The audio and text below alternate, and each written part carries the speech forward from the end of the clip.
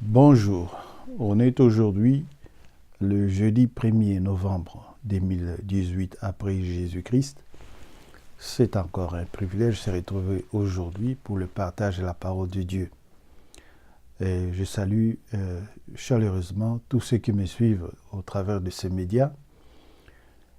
Et j'aurai encore pour particulièrement Monsieur Aimé Sambaï, mon jeune ami qui est en Afrique du Sud, ainsi que Papi Dichoueme, mon ami qui est en Québec City, qui a soulevé un point que nous allons tâcher d'y répondre par rapport à ce qui a été dit hier concernant la chrétienté, parce que j'ai affirmé que pour le croyant, lorsqu'il doit trouver ou bien chercher une femme ou bien une épouse, il est mieux qu'il regarde au caractère de la parole, à la nature de la personne, plutôt que de prétendre chercher une chrétienne.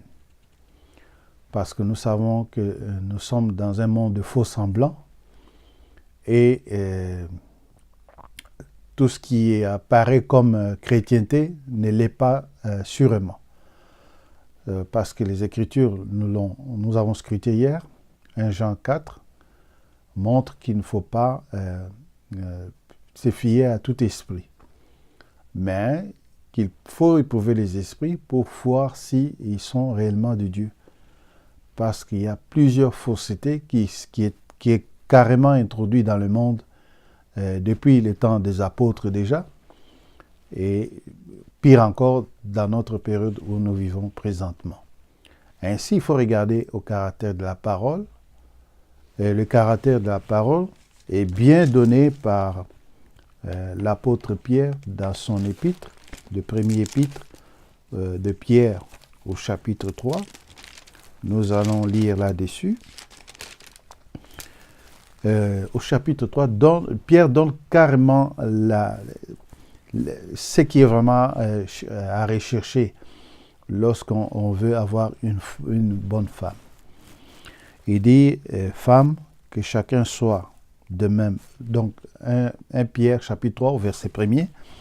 Femme, que chacune soit de même soumise à son mari. Voilà déjà un caractère de la parole. Afin que si quelques-uns n'obéissent point à la parole, ils soient gagnés sans parole par la conduite de leur femme. Donc, on met la parole de côté, juste un peu, mais on regarde la conduite de la femme. C'est cette conduite-là, ce caractère-là de la parole, de la personne, qui est admirable, plutôt, qui est à louer. On dit qu'ils soient gagnés sans parole par la conduite de leur femme, en voyant votre manière de vivre chaste et respectueuse. Et non cette parure extérieure qui consiste dans le cheveu tressé, les ornements d'or, ou les habits qu'on revêt, comme on peut le voir. On peut voir les jolies femmes qui passent qu'on peut voir un peu partout, là où nous promenons. Ce n'est pas cet aspect extérieur-là qu'on voit de nos jours qui doit être attirante. Non, mais on doit voir au verset 4, mais la parure intérieure est cachée dans le cœur. La pureté incorruptible d'un esprit doux et paisible, qui est d'un grand prix devant Dieu. Voilà ce qu'en tant qu'hommes, devrons trouver sur une femme qui est censée être notre compagne pour la vie. Alors, et ainsi séparer autrefois, verset 5, les saintes femmes qui espéraient en Dieu, soumises à leur mari. Et on nous donne un exemple au verset 6, comme Sarah, qui obéissait à Abraham et l'appelait son Seigneur. Vous vous rendez compte? Mais combien de femmes aujourd'hui, même parmi les soi-disant chrétiennes, ou celles qui ont l'apparence chrétienne, osent appeler leur mari Seigneur. Surtout dans ce monde occidental où nous vivons, il y a un tout autre esprit qui domine les femmes à ne plus avoir cette parure intérieure cachée qui est recherché ici dans les Écritures.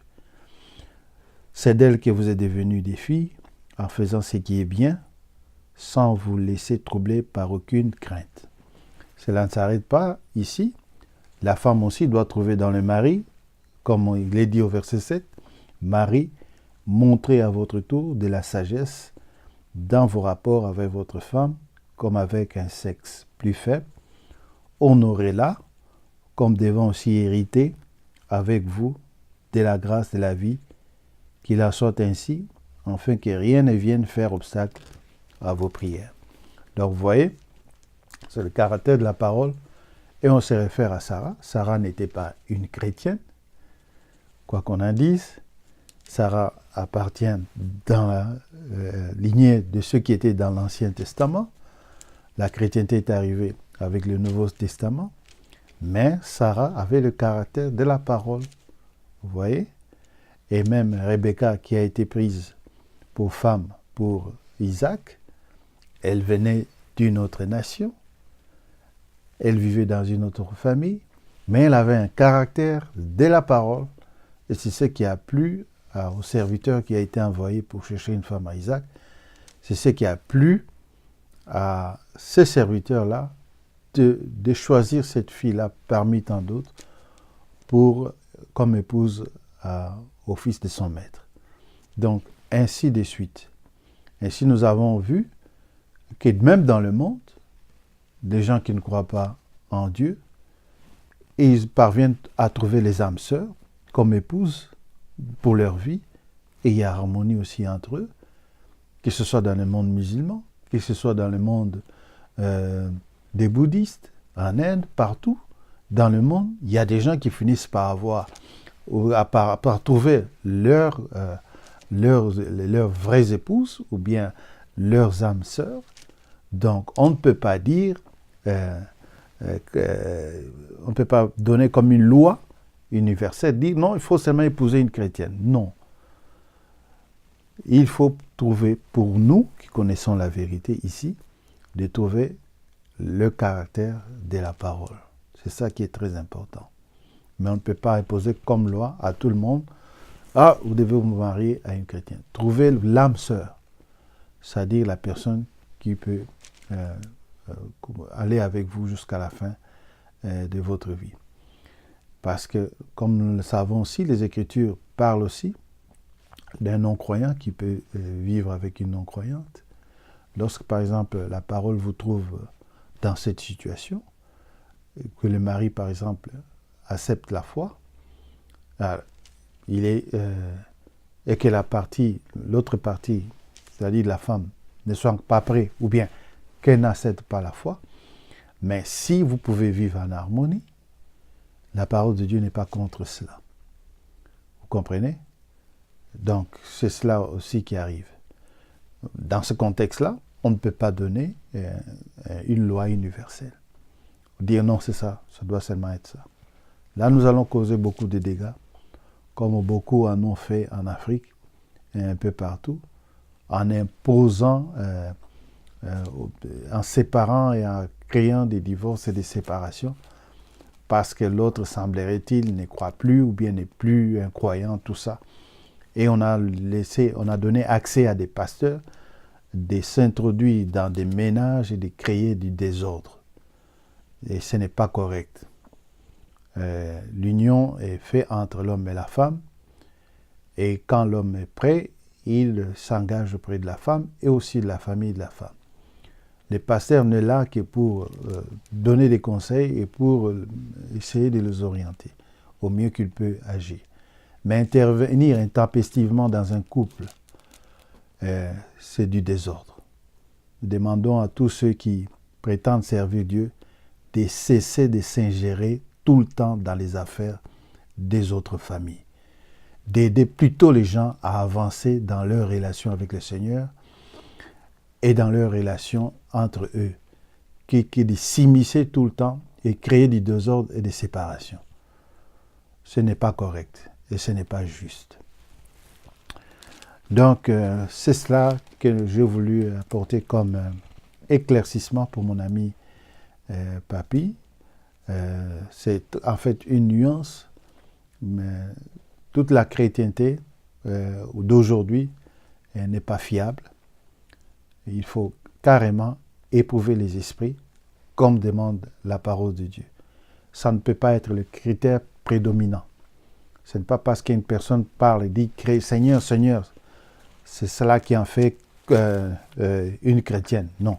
Le Seigneur lui-même l'a dit dans Matthieu 7, au verset 21, et c'est ce que nous décrions par rapport à la religiosité d'aujourd'hui.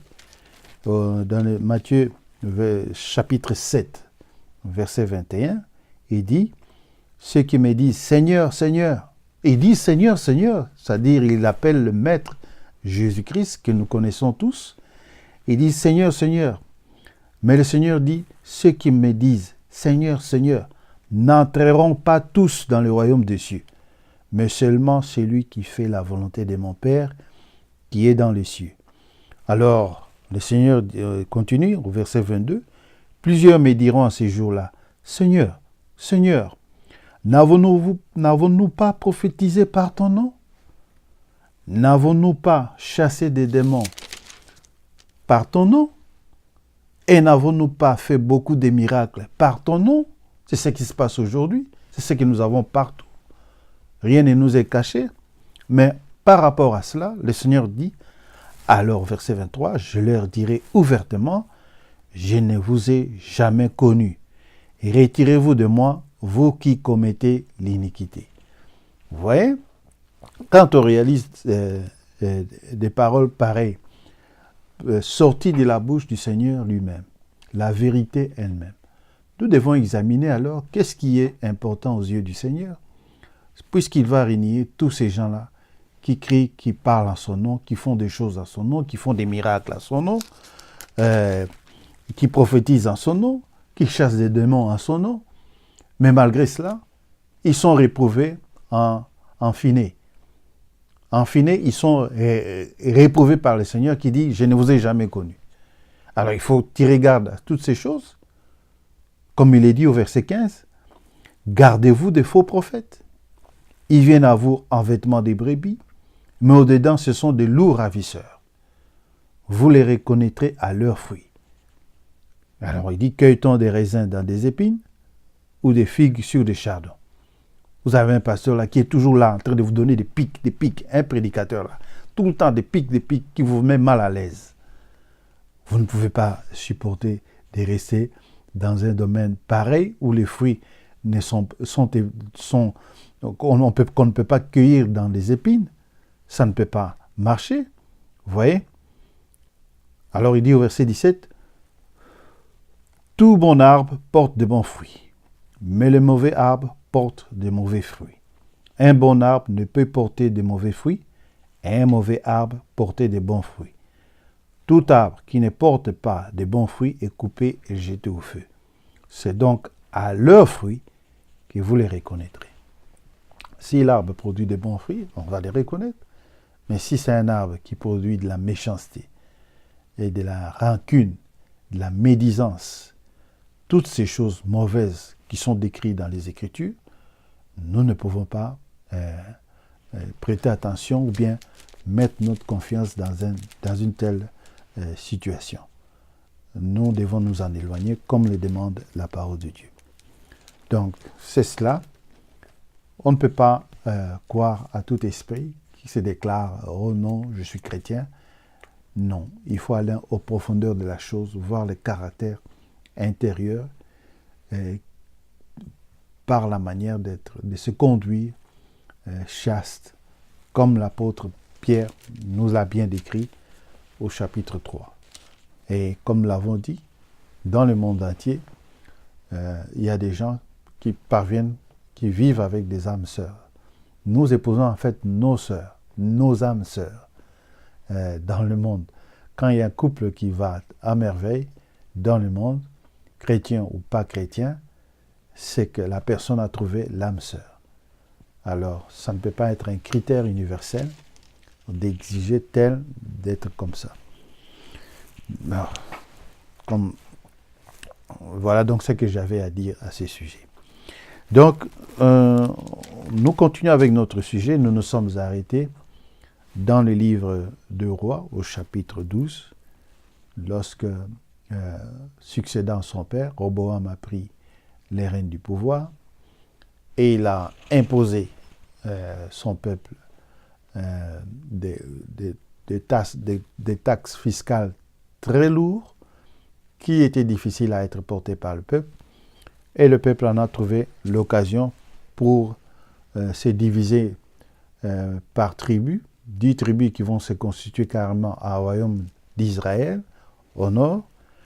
Et au verset 16, on dit, chapitre 12, lorsque tout Israël vit que le roi ne l'écoutait pas, et c'est ce qui arrive, quand vous avez un dirigeant qui n'est pas à l'écoute de son peuple, voilà ce qui arrive souvent.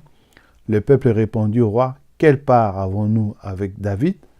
Nous n'avons point d'héritage avec les fils d'Isaïe. Et on a déclaré, on a scandé, attends Israël. Alors, on dit au verset 18, alors le roi Roboam envoya Adoram qui était préposé aux impôts, mais Adoram fut lapidé par tout Israël et il mourut. Et le roi Roboam s'est hâta de monter sur un char de combat, pour s'enfuir à Jérusalem. C'est ainsi qu'Israël s'est détaché de la maison de David jusqu'à ces jours. Donc, jusqu'au jour où on écrivait ces livres de rois. Alors on dit, tout Israël, verset 20, tout Israël ayant appris que Jéroboam était de retour, et souvent c'est comme ça, l'autre qui était loin de l'esprit, qui a fui, et qui n'a pas pu rester longtemps en Israël, qui s'est réfugié en Égypte. Alors, lorsque Roboam prend le pouvoir et commet cette faute, est ainsi que Jéroboam va revenir. Tout Israël ayant appris que Jéroboam était de retour, il envoya appeler dans l'assemblée et il les fit roi sur tout Israël. La tribu de Juda fut la seule qui suivit la maison de David, ainsi que la tribu de Benjamin. Mais il y avait comme une seule tribu en fait. Alors, Roboam, arrivé à Jérusalem, rassembla toute la maison de Juda et la tribu de Benjamin, comme j'étais en train de vous le dire. Il prit 180 000 hommes d'élite propres à la guerre pour qu'ils combattent contre la maison d'Israël, afin de la ramener sous la domination de Roboam, fils de Salomon. Mais la parole de Dieu fut ainsi adressée à Shemaïja, homme de Dieu, sans tenir... Vous voyez que les hommes de Dieu, dans ce contexte, lorsqu'ils sont envoyés avec un véritable message, ils ne mâchent pas leurs mots.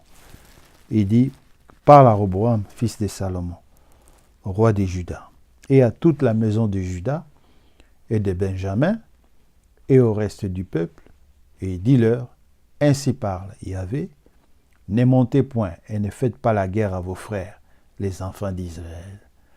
Que chacun de vous retourne dans sa maison, car c'est par moi que cette chose est arrivée. Et ils obéirent à la parole de Yahvé, et ils s'en retournèrent selon la parole de Yahvé. C'est ce qui est arrivé.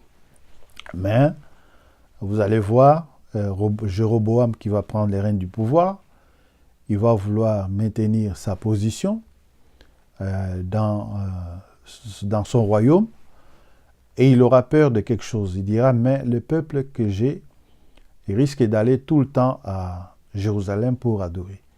Et ça risque de ramener les liens et puis je vais risquer de perdre le royaume. C'est comme ça que vous avez ce genre de comportements et des traquenards qui sont commis par des pasteurs, des prétendument pasteurs ou bien serviteurs de Dieu dans leurs églises. Il y a un fait qui s'est passé entre frère N et frère K. Je ne vais pas citer le nom, mais le frère K avait beaucoup vilipendé le frère N au point de montrer que c'était mauvais, un méchant et tout ça. Alors il arrivera un jour un autre frère M, qui va contredire tout ça, qui connaissait bien le frère K, et il va dire non, nous nous avait dit d'haïr ces frères-là, de les détester. dans l'ordre de mission que nous avons reçu, c'était de détester, vraiment de le combattre. Et quand il dira cela, le frère K ne sera pas content parce qu'il a longtemps trompé son peuple concernant cette situation-là. Et comme c'était enregistré, il empêchera même que cet enregistrement-là soit diffusé. Tout ceci pour garder tous les restes du peuple dans l'obscurantisme et maintenir ses avantages et son histoire, qu'elle puisse prospérer. Donc, vous avez des trucs pareils qui se passent dans le domaine soi-disant religieux. Et ces gens-là prétendent servir Dieu. Ils ne pensent pas à un moment que leur conscience, par rapport à leur relation avec Dieu, peut être compromise. Ils ne s'en rendent pas compte parce qu'ils regardent aux avantages et aux intérêts particuliers qu'ils ont déjà à ce moment-là. Et c'est ce qui se passe dans nombre d'assemblées où les gens prétendent servir Dieu. Vous avez des conciliabules, vous avez des petites combines. On dit, ah, voilà, tel frère, quand il viendra dans cette assemblée, nous allons empêcher qu'il fasse ceci, toi tu vas le contrecarrer, moi je vais être au-dessus de la mêlée, tout ça. Et on fait des trucs comme ça dans le milieu même où les gens doivent servir Dieu, doivent avoir la crainte de Dieu. Et c'est vraiment déplorable. Mais l'Écriture nous a avertis de faire très attention, d'éprouver les esprits et d'aller de l'avant avec la sainteté, l'esprit de vérité, et ne pas s'arrêter dans de telles situations, même si on doit rester seul. Alors, ici, Jéroboam, voyant qu'il risque de perdre ses avantages, au verset 5, Jéroboam bâtit Sichem sur la montagne d'Éphraïm, et il y demeura, puis il en sortit et bâtit Pénuel. Jéroboam dit à son cœur, le royaume pourrait bien maintenant retourner à la maison de David. Si ce peuple monte à Jérusalem pour faire des sacrifices dans la maison de Yahvé, le cœur de ce peuple retournera à son seigneur, à Roboam, roi de Juda, et ils me tueront et retourneront à Roboam, roi de Juda. Après avoir demandé conseil, le roi fit 2 veaux d'or. Toujours, nous allons essayer de comprendre pourquoi les enfants d'Israël ont toujours un faible pour le veau. Parce que là, à la sortie d'Israël, de l'Égypte, quand Moïse est parti prendre les tables de loi, à son retour, il trouvera qu'ils ont fait un veau d'or et ils ont dit, voilà, c'est lui qui nous a fait sortir d'Égypte. La même chose ici, Jéroboam va répéter le même acte après avoir demandé conseil, au verset 28. Le roi fit 2 veaux d'or et il dit au peuple, assez longtemps, vous êtes montés à Jérusalem. Israël, voici ton Dieu qui t'a fait sortir du pays d'Égypte.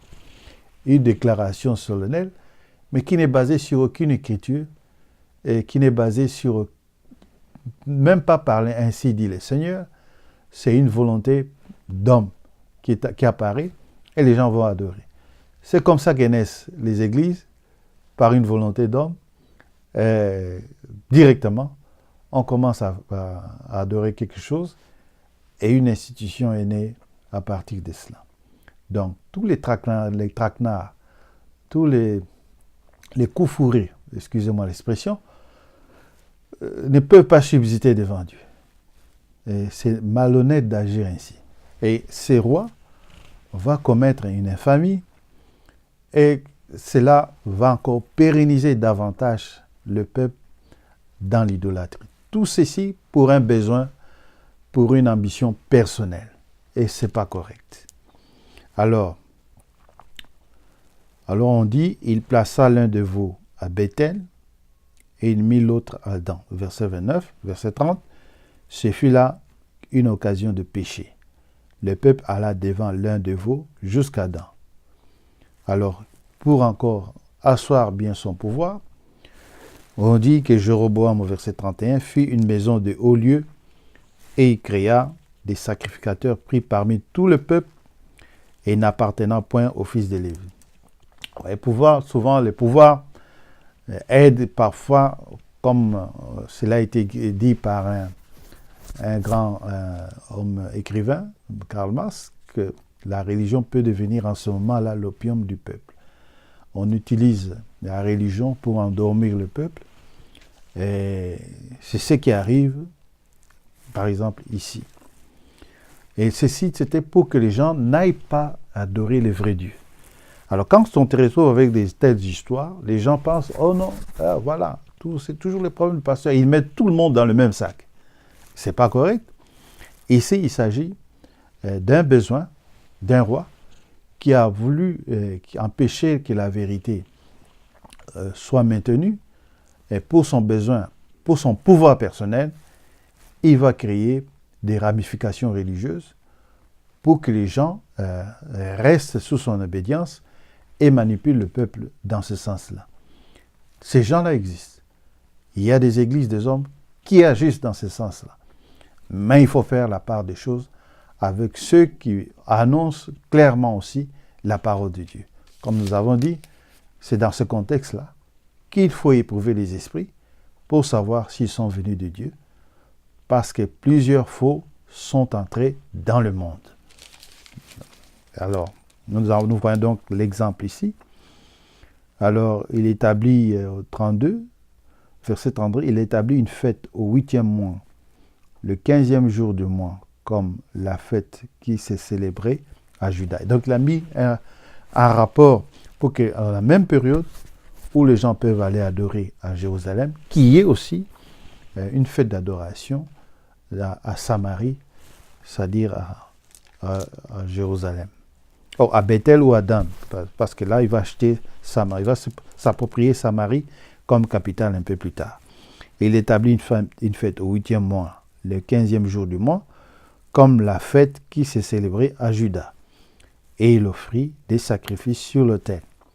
Voici ce qu'il fit à Bethel, afin que l'on sacrifie au veau qu'il avait fait. Il plaça à Bethel les prêtres des hauts lieux qu'il avait élevés. Donc, derrière chaque statut, comme nous l'avons dit, il y a toujours un esprit. Et l'esprit qui était là, c'était de maintenir le peuple sous son obédience, sous sa houlette, qu'il n'aille pas de l'autre côté, sinon ça allait l'empêcher de pérenniser son pouvoir. Mais il va le perdre, malgré tout ça. Malgré tout ce qu'on fait, tout ce que ces gens-là font, ils finissent toujours par perdre le pouvoir. Après un moment. Il y a toujours un moment d'ascension, on atteint le sommet, et après, il y a toujours une période de déclin. Donc, quand un dirigeant est puissant, est méchant, il peut monter jusqu'à la cime des cieux, mais il arrivera un moment où, carrément, il y aura toujours un déclin. Et c'est à ce moment-là qu'on lui donnera toujours le coup d'estocade, comme je l'ai dit hier. Et il monta sur l'autel qu'il avait fait à Bethel, le 15e jour du 8e mois qu'il avait choisi de son gré, c'est-à-dire selon sa volonté. Et vous verrez que dans ces choses-là, dans la chrétienté aujourd'hui, les gens font des choses selon leur gré. Il y en a qui décrètent parfois des jeûnes de 40 à 40. Ils veulent imiter le Seigneur. Mais il y en a qui passent au travers. Il y en a qui meurent. Comme dernièrement, j'ai appris quelqu'un qui a voulu faire 40 jours, 40 nuits, comme le Seigneur, juste pour imiter et pour se faire un nom. Et l'homme est passé de l'autre côté. Alors, il fit une fête pour les enfants d'Israël et il sacrifia sur l'autel pour brûler des parfums. Donc, au verset 13, il y aura un prophète qui va venir pour parler contre cette action-là, parce qu'il y a toujours des gens qui reviennent pour remettre les choses dans l'ordre. Mais c'est toujours un combat. Et la même chose se passe dans le domaine de la chrétienté depuis le temps des apôtres. Toujours, il y a eu des gens pour ramener le peuple vers le droit chemin. Donc, il n'y a pas qu'Israël qui a sombré ici. Il y a aussi nous qui sommes entrés dans le terrain de la promesse du Saint-Esprit. Nous n'avons pas utilisé ce don de Dieu selon ce que Dieu aurait voulu vraiment que nous l'appliquions, que nous l'adoptions, que nous fassions selon et conforme à sa volonté. Nous avons utilisé les dons de l'esprit à nos fins personnelles. C'est cela qui est diabolique. Et c'est ce qui apparaît ici pour ceux qui ont été dans la terre de la promesse. Ils ont agi selon leur gré dans plusieurs des cas que nous sommes en train de scruter en ce moment au travers des Écritures. Alors, il y a un prophète qui apparaît, il y a un moment où Jéroboam faisait des sacrifices lui-même, et un prophète va agir pour porter un jugement sur cela. Alors, il y a aussi une autre péripétie qu'on nous donne au chapitre 13, et on arrive au chapitre 14. Jéroboam va subir un jugement de la part de Dieu, son fils va mourir à cause de tous les mal qu'il est en train de faire, d'avoir encore accentué l'idolâtrie parmi le peuple. Et on verra plus tard que son fils Nadab va les succéder.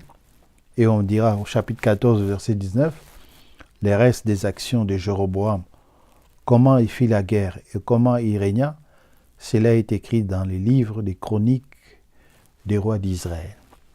Jéroboam régna 22 ans, puis il se coucha avec ses pères, et Nadab, son fils, régna à sa place. Alors là, on parle des rois d'Israël, et puis on nous ramène de l'autre côté au royaume de Juda, Roboam aussi, comment il s'est conduit. Au verset 21, on dit Roboam, fils de Salomon, régna sur Juda. Il avait 41 ans lorsqu'il devint roi, et il régna 17 ans à Jérusalem. On nous rappelle encore la ville que Yahvé avait choisie sur toutes les tribus d'Israël pour y mettre son nom. N'oubliez jamais ça. Cette ville est choisie par Dieu lui-même.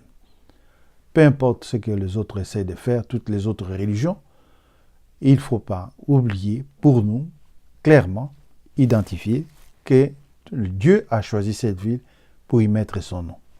Donc, tous les conciliabules, toutes les tractations qui sont faites et qui seront faites concernant cette ville vont tomber caduques. Alors, on dit sa mère, la mère de Roboam, s'appelait Naaman, l'ammonite, c'est-à-dire sa mère venait aussi d'une des tribus, ou bien pas d'une des tribus, mais d'une des nations qui environnaient Jérusalem, l'ammonite, c'est-à-dire les descendants de Lot avec ses filles. Alors, je crois que c'est l'actuelle Jordanie, si je ne me trompe pas.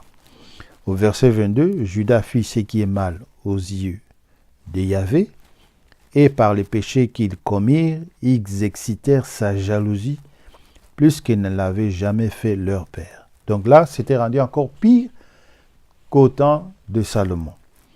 Ils se bâtirent eux aussi de hauts lieux avec des statues et des idoles sur toute colline élevée et sous tout arbre vert.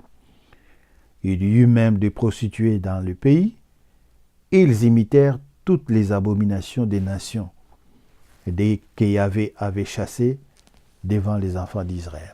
Donc, on a chassé beaucoup de choses et le naturel a repris les dessus. Alors, on nous parle au verset 25, ce qui va arriver. Au verset 25, la cinquième année du règne de Roboam, Shishak, roi d'Égypte, monta contre Jérusalem. Il prit les trésors de la maison de l'Éternel, de Yahvé, et les trésors de la maison du roi. Il prit tout. Il prit tous les boucliers d'or que Salomon avait faits. Le roi Roboam fit à leur place des boucliers d'airain, et il les remit aux soins des chefs de coureurs qui gardaient l'entrée de la maison du roi. Toutes les fois que le roi allait à la maison de l'Éternel, les coureurs les portaient, puis les rapportaient dans les chambres de coureurs. Donc, là, maintenant, c'était l'insécurité. Le royaume n'avait plus l'efficacité, la solidité qu'il avait du temps de Saul, de David, de Salomon. Maintenant, le royaume était affaibli. Il y avait un Kidam qui pouvait venir et puis s'imposer, prendre les choses comme bon le semblait. Alors on dit au verset 29, les restes des actions de Roboam et tout ce qu'il a fait, tout cela est écrit dans les livres des chroniques du roi des Juda. Et il y eut toujours guerre entre Roboam et Jéroboam. Roboam se coucha avec ses pères et fut enterré avec ses pères dans la ville de David. Sa mère s'appelait Nama, comme on l'a dit, l'Ammonite, et Abijam, son fils, régna à sa place. Alors, on va voir là qu'Abijam va aussi régner sur le royaume de Juda. Et on dit que lui, il régna 3 ans à Jérusalem, verset 2, chapitre 15, verset 2. Il régna 3 ans à Jérusalem. Sa mère s'appelait Maaka, fille d'Abisalom. On dit, il se livra à tous les péchés que son père avait commis avant lui, et son cœur ne fut point tout entier, lui, donc il était partagé aussi à l'Éternel, son Dieu, comme il avait été le cœur de David, son père. Mais à cause toujours de David, Yahvé, son Dieu, lui donna une lampe à Jérusalem, en établissant son fils après lui, et en laissant subsister Jérusalem. Donc, la pérennité de la descendance de David va continuer, et il y a Abijam, donc, son petit-fils, qui va régner après ce second petit-fils qui va régner après Roboam, qui va régner sur Juda. Et puis, on nous dit au verset 8, Abijam se coucha aussi avec ses pères, et on l'enterra dans la ville de David, et Asa, son fils, régna à sa place. Donc, nous sommes entrés d'aller calmement, tranquillement, jusqu'à arriver à la période d'Élie, les Tishbites. Mais déjà là, vous pouvez comprendre qu'est-ce qui va amener en fait l'apparition d'Élie, les Tishbites. Israël est en train de passer par des périodes, disons par des âges successifs, comme l'Église aussi va passer par des âges successifs, et jusqu'à l'apparition d'un prophète puissant pour rétablir les fondements initiaux. Alors il dit, au verset 9, Asa régna sur Juda. On dit, verset 9, la 20e année de Jéroboam, roi d'Israël, Asa régna sur Juda, pendant que Jéroboam régnait encore, parce que Jéroboam a beaucoup duré. Asa régna donc sur Juda, il régna 41 ans à Jérusalem. Sa mère s'appelait Maaka, fille d'Abisalom. Asa fit ce qui est droit aux yeux de Yahvé, contrairement à ses prédécesseurs. Lui fit ce qui est droit aux yeux de l'Éternel, comme David son père. Il ôta du pays les prostituées, et il fit disparaître toutes les idoles que ses pères avaient faites. Et même il enleva la dignité des reines à Maaka, sa mère, parce qu'elle avait fait une idole pour Astarté, la déesse des Mésopotamiens, qui est maintenant pleinement installée en Israël, Astarté. Asa bâtit son idole et la brûla au torrent de Cédron. Mais, il y avait toujours un défaut, le haut lieu ne disparut point, quoique le cœur d'Asa ait été entier à Yahvé pendant toute sa vie. C'est ce qu'on nous recommande dans notre rapport avec le Seigneur, si notre cœur est entier. Beaucoup de choses ne peuvent pas être parfaites pour l'instant, mais qui peuvent être rendues parfaites dans notre conduite avec le Saint-Esprit. Mais ce que nous avons été ne doit pas être ce que nous sommes aujourd'hui. C'est-à-dire, nous devons être en chemin, dans un cheminement dans notre relation avec le Seigneur, Dieu, jusqu'à atteindre la perfection. Vous comprenez? Et nous allons démontrer, au travers des Écritures, que la perfection, elle doit être comparée, en fait, avec l'image que Dieu nous a donnée, la véritable image de Dieu. Ça n'a jamais été l'homme adamique. L'image de Dieu, c'est Jésus-Christ lui-même. Il est l'image du Dieu véritable. Quand Dieu a dit « créons l'homme à notre image », il pensait réellement en la personne du Mashiach, de Jésus-Christ. C'est lui l'image du Dieu invisible. Amen. Peut-être que vous allez dire, oh non, bon, j'invente des choses. La véritable image de Dieu, c'est Jésus-Christ, notre Seigneur. Il est l'image du Dieu invisible. Au verset, c'est dans Colossiens, si vous pouvez le lire, Épître aux Colossiens, au chapitre 1er. Il est dit au verset 15, « Le Fils est l'image du Dieu invisible, le premier-né de toute la création. » Amen. C'est cela. Mais nous allons comprendre alors quel est le rapport avec Adam. C'était l'image, c'était le but à atteindre. Le but qu'Adam devait atteindre, c'était de refléter cette image de Dieu. Mais il n'y est pas parvenu à cause du péché. Mais Christ, le Mashiach, est lui la véritable image du Dieu invisible, comme nous venons de le lire, et nous allons le prouver par d'autres écritures. Et aussi, par rapport à Adam, nous allons aussi le prouver parce que les gens comme Hitler ne peuvent pas prétendre être l'image de Dieu. Vous voyez? Donc, il y a quelque chose qui a échappé à la véritable compréhension des choses que Dieu a faites depuis la création. Alors, on dit là, Asa, lui, il va laisser les hauts lieux, tout ça, mais son cœur à lui était tout entier à l'Éternel, comme a été David, son père.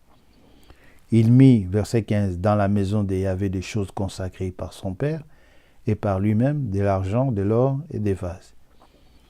Alors, on nous parle là qu'il y a eu la guerre entre Asa et Baïcha, Baïcha de l'autre côté d'Israël, qui va succéder à son père Jéroboam. Et on arrive au verset 23. Le reste de toutes les actions d'Asa.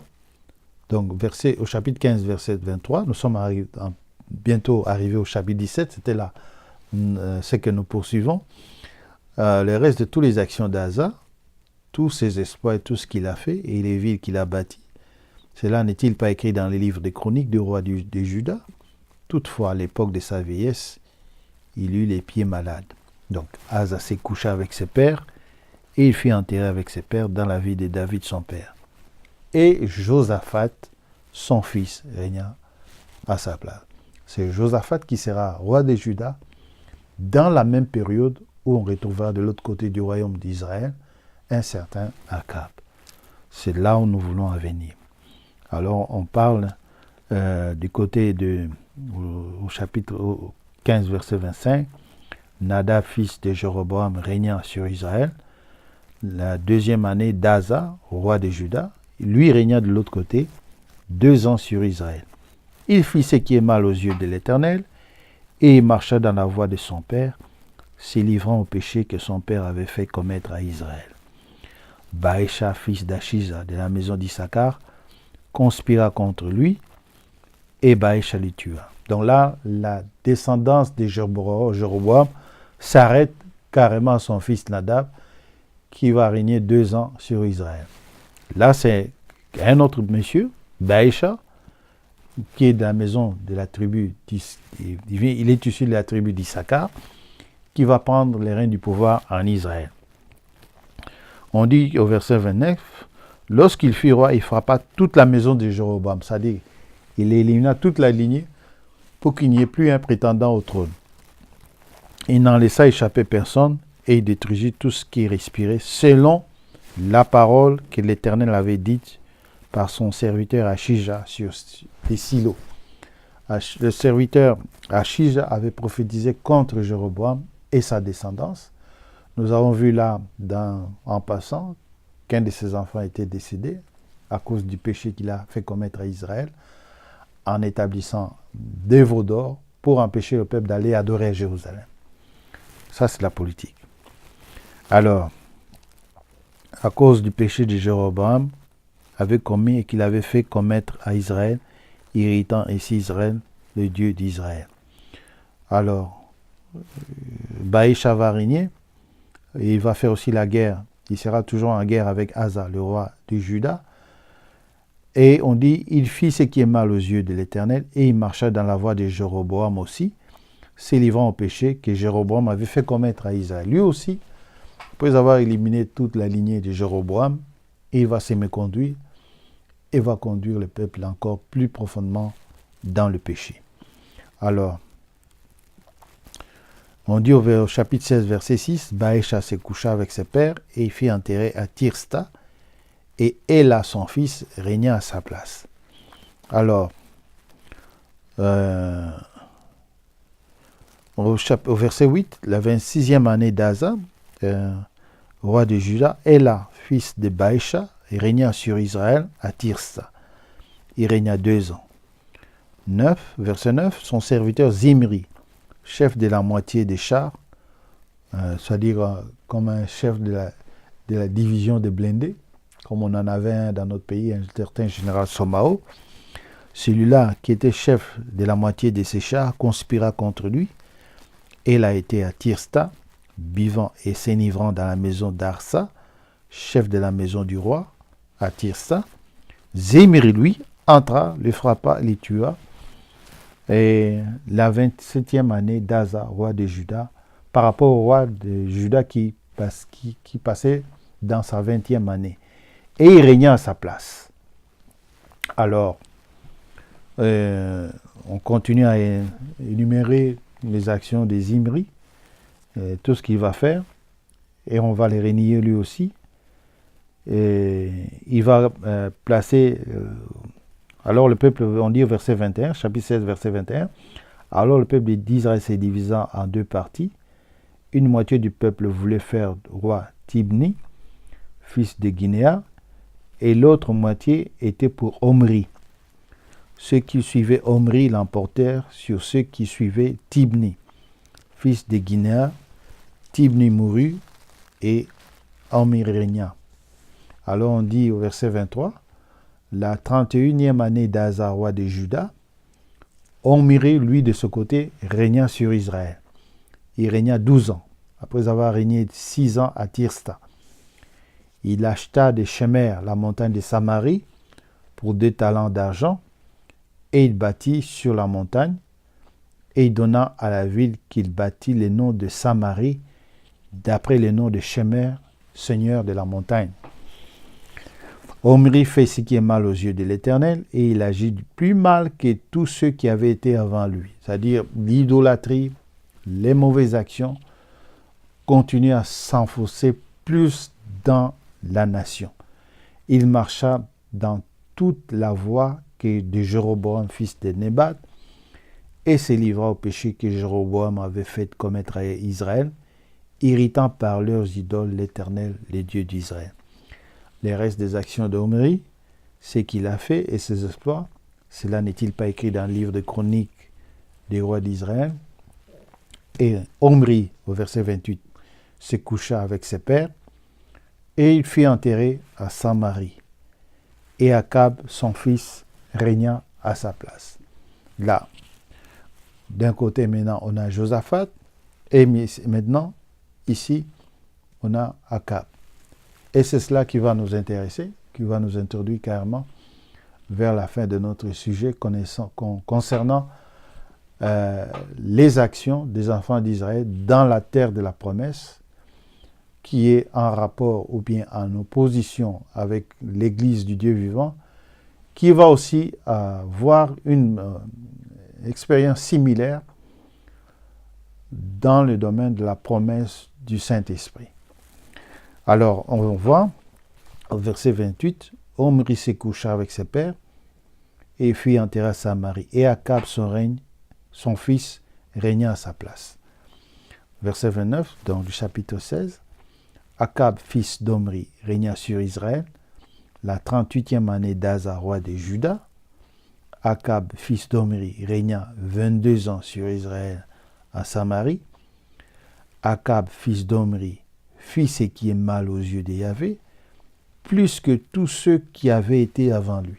Lui va encore ajouter davantage au mépris par rapport aux choses de Dieu. Et comme si c'était pour lui peu de choses, de se livrer au péché de Jéroboam, fils de Nébat, il prit pour femme Jézabel, fille de Baal, roi des Sidoniens, et il alla servir Baal et se prosterner devant lui. Il éleva un autel à Baal Baal dans la maison des Baal qu'il bâtit à Samarie. Et il fit une idole d'Astarte qui avait été détruite. Lui va rétablir cette idole-là. Et en plus de cela, il y a aussi Baal qui va avoir une maison à Samarie. Il fit une idole à Astarte. Akab fit plus encore que tous les rois d'Israël. Lui, c'était pire que tous les rois d'Israël, comme les Écritures le disent, qui avait été avant lui, pour irriter l'Éternel, le Dieu d'Israël. De son temps, Hiel de Bethel bâtit Jéricho. Il en jeta les fondements au prix d'Abiram, son premier-né, et il en posa les portes au prix de Ségub, son plus jeune fils, selon la parole qu'il avait dite par Josué, fils de Nun.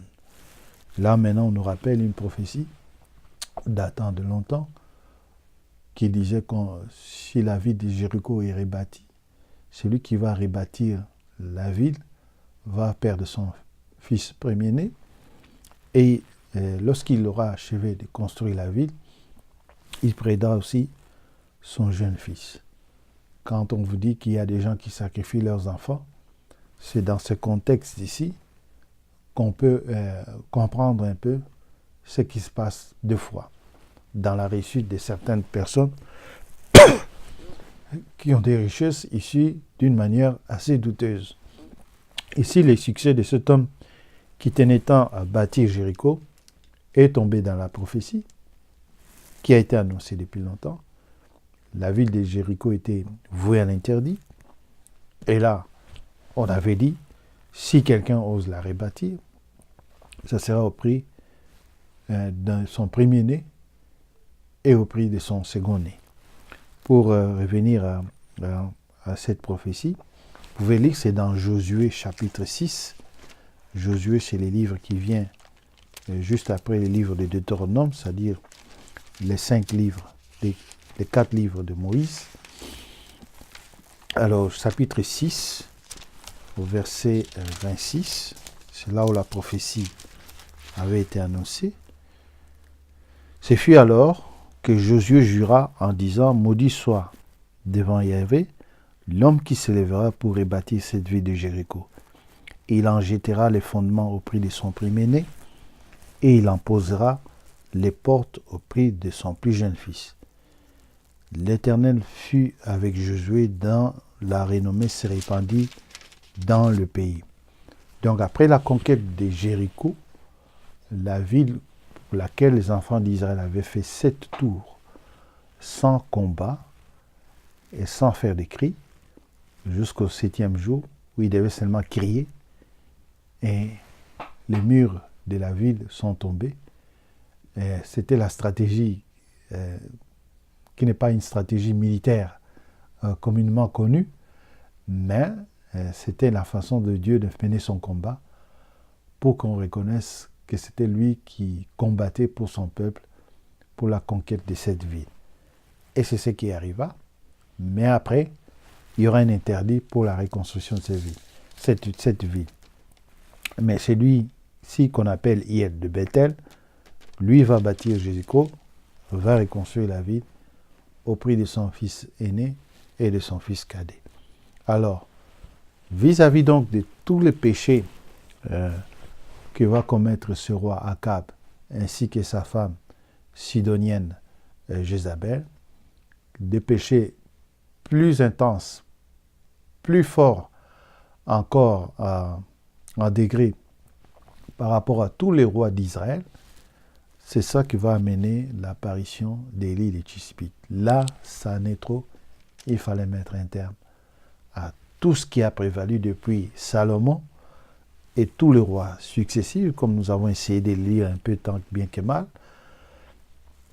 Et là, on arrive à Élie Tishbite qui déclare qu'il y aura ces années ni rosée ni pluie, sinon à sa parole.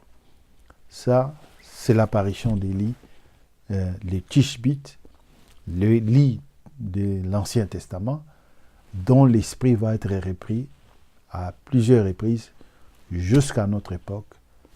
Et nous allons voir les similaires et les actions correspondantes par rapport à l'action qu'il va mener à partir de ce chapitre 17, donc, dans lequel nous tombons ces jours.